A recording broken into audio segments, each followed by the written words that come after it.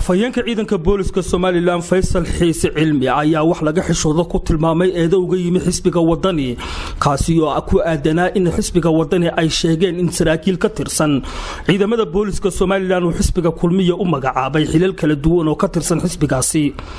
waxaanu arintaasi ku tilmaamay wax laga yaqiiqsado isla markaasina aanay ahayn mid u qalanta mansabka ciidannimo in lagu eedeeyo isagoo xusay in xisbiga wadani uu maalmihii u dambeeyayba eeday istaba jooga ku waday ciidamada booliska Somaliland balse taasi waxa uu ka waaniyay xisbiga wadani in ay ku ciliyaan mar kale isagoo xusay in ciidanka boolisku ay yihiin kuwa dhex u ah dhammaanba qaranka jamhuuriyadda Somaliland isla markaana ay u simeeyeen asxaabta qaranku afhayeenka ciidanka booliska Somaliland Faysal Xiise Cilmi oo arrimahaasi ka hadlayana waxa uu yiri marka hore Ilaahay waa mahadle waxaan maanta halkan isugu nimid inaan warbixin ka bixino dhawaan warar aan jirin oo ay xisbiga wadani ku qoreen warbaahinta iyo baraha bulshada warkaas oo ahaa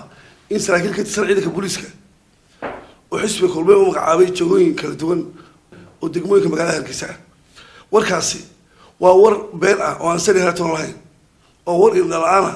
oo xaqiiqada ka fog oo aan laga fiirsanin nimankaas la magacaabay kama tirsana ciidanka booliska waa niman muwaadiniina hadii la magacaabayo xisbiga taala hase yeeshee ciidanka booliska ma aha labadaas waa laba noo sheego tan labaad waxaan leenahay xisbiga wadani hore dhowr jeer horena waan ka sheegnay halkan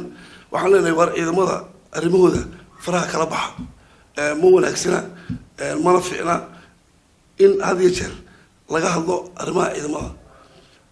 xisbiga wadani iyo xisbiyada kala gidigooda waxaan leenahay war arrimaha ciidamada laga fiirsado midda kale xisbiga wadani gaar ahaan waxa weeye waa inuu wuxuu sheegayaa waa inuu ka fiirsadaa waxa warkaas war in dhalana oo aan laga fiirsanin oo xaqiiqada ka fog